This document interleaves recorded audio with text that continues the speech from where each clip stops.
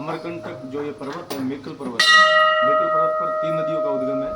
अमरकंटक से नर्मदा मैया, दूसरी जो है सोनमुड़ा से सोनभद्र, तीसरी नदी है जोहिला नदी। महादेव ज्वालेश्वर महादेव की जो शिव पिंडी है उसके नीचे से इसकी उत्पत्ति है जोहिला नदी। इस नदी का पूरा दायरा 125 किलोमीटर है। इस नदी सोन में जाकर के मिलती है। हाँ, उमरिया जिले के अंदर कैलाश दशरथ घाट है, जहाँ ये दशरथ घाट के अंदर सोन में मिल जाती है। अमरकंटक की यात्रा संपूर्ण नर्मदा मैया की जो परिक्रमा है यहाँ दर्शन करने से सफल होती है। विशेष महत्व अभी बताया कि 4 धाम का पुण्यफल मात्र दर्शन से प्राप्त होता है।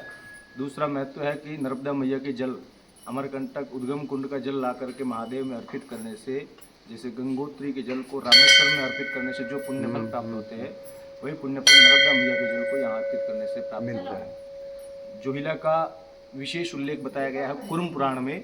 श्राद्ध पक्ष में यहाँ विशेष महत्व है। जैसे गया जी में, हरिद्वार में श्राद्ध आदि तर्पण आदि करते हैं आत्मा की शांति के लिए, वैसे यहाँ भी होता है। यहाँ श्राद्ध पक्ष और पितृ अमावस्या के दिन यहाँ पर स्नान, ध्यान, जप, तर्पण, श्राद्ध, पिंडदान, हवनादि कृत्य का करोड़ गुना पुण्य फल प्राप्त होता है। आत्मा जो है पितर श्राद्ध आदि तर्पण आदि से 10,000 वर्षों तक तृप्त रहते हैं। कुर्म पुराण का उल्लेख है। कूर्म पुराण में लगभग हर पुराण में यहाँ का उल्लेख मिलेगा। शिव महापुराण, स्कंद पुराण, अग्नि पुराण, कुर्म पुराण, शिव सहस्त्र नाम स्तोत्र, नर्मदा पुराण, रेवाखंड, लिंग पुराण, वाल्मीकि जी रामायण, महाभारत, पद्म पुराण, ब्रह्मवर्तिक पुराण, महाकाल चालीसा आदि। वही जालेश्वर के नाम से उल्लेख है इनका। जलेश्वर, ज्वालेश्वर, जालेश्वर, महारुद्र मेरु, बाणलिंग, भू कैलाश, ये सभी नाम इसी स्थान। बाणलिंग भी यही है जी, ये बाणलिंग कहलाता है। बाणासुर के वेदन में यहाँ का उल्लेख मिलेगा। त्रिपुर वेदन में यहाँ का विशेष उल्लेख मिलता है। इनको जलेश्वर भी कहते हैं, ज्वालेश्वर भी कहते हैं और जालेश्वर भी कहते हैं। त्रिपुर वेदन का उल्लेख 2 गल्पों में है। एक मिलता है बलि के श्रेष्ठ पुत्र बाणासुर के त्रिपुर वेदन का, दूसरा मिलता है तारकासुर के 3 पुत्र, तारकाक्ष, कामाक्ष, विद्युन्माली। इन तीनों ने भी ब्रह्मा जी की घोर तपस्या करके 3 पुरों की प्राप्ति की थी। तीनों 3 धातु से बने थे, एक सोने का, एक चांदी का, एक लोहे का।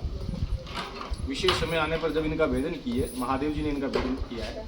पिनाक नाम के धनुष, अघोर नाम के बाण से जब त्रिपुर का भेदन किए महादेव जी, तो तीनों पुर जो भेदन के बाद में 3 लोकों में गिरे। एक आकाश में, एक पाताल में, एक धरती पर। रजतपुर आकाश में गिरा, लोहपुर पाताल में गिरा, स्वर्णपुर इस क्षेत्र में आके गिरा।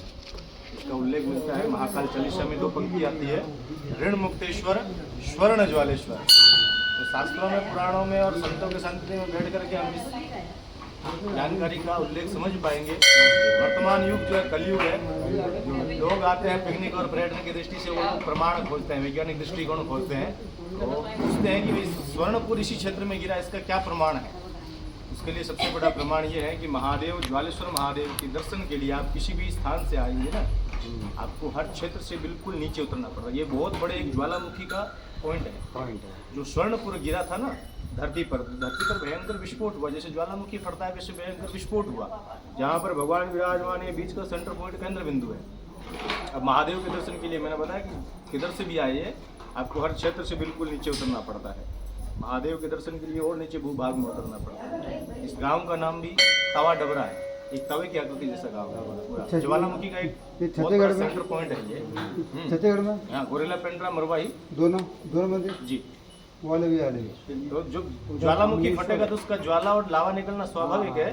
जैसे धरती जो है ज्वाला के रूप में, लावा के रूप में बहने लगी। प्रमाण के रूप में इस पूरे क्षेत्र का मिट्टी आप देखेंगे संपूर्ण रूप से लाल मिट्टी है। पत्थरों को देखेंगे ऐसा लगेगा जले हुए हैं, पिघले हुए। धरती पर हाहाकार मचने लगे। देवताओं ने, धरतीवासियों ने महादेव की स्तुति की है। भगवान शंकर, हे चंद्रशेखर, हे त्रिपुरारी, आपने जो त्रिपुर का भेदन करके देवताओं के देवलोक में जो शांति स्थापित की है, लेकिन आपका क्रोध यहाँ धरती पर ज्वाला के रूप में, लावा के रूप में बह रहा है। यहाँ की प्रकृति, जीव जंतु सब नष्ट हो जाएंगे, प्रभु रक्षा करो। तो महादेव शंकर जो है, जो ज्वाला लावा के रूप में बह रही थी, उसको स्वयं धारण की और स्वयं यहाँ प्रतिष्ठित हुई। इस पिंडी को किसी ने स्थापित नहीं किया, ना किसी ने प्राण प्रतिष्ठा किया, ना बाहर से ला करके रखा गया है। बाबा स्वयं स्थापित हुए किस रूप में?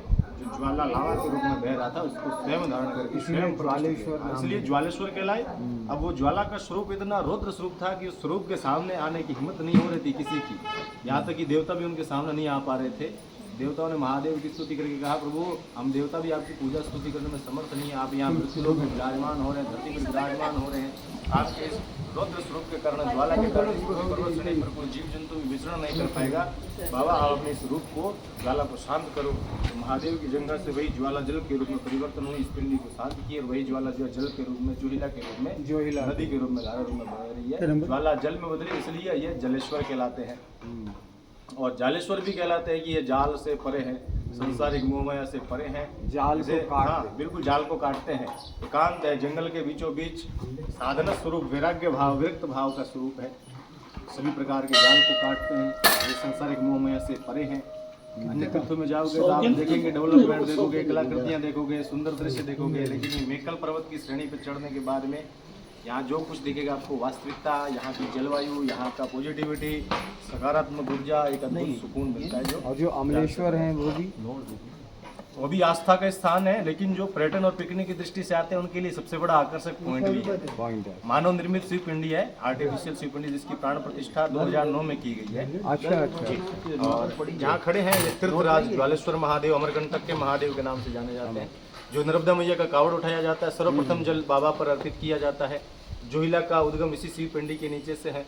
अमरकंटक की यात्रा, नर्मदा मैया की संपूर्ण परिक्रमा यहाँ दर्शन करने से सफल होती है। बाकी उल्लेख हम क्या बताएं, माता सरस्वती भी नहीं कर पाई है बाबा का। हर पुराण में आपको यहाँ का उल्लेख मिलेगा। बोले ज्वालेश्वर महादेव, हर हर महादेव, हर हर महादेव महादेव। नर्मदे हर। आओ। कुंड बहुत का जल बढ़िया पंडित जी, आपने बहुत अच्छे से समझाया। उसी में दान पेटी में डाली, दान पेटी में डाली। कुंड का जल, हाँ,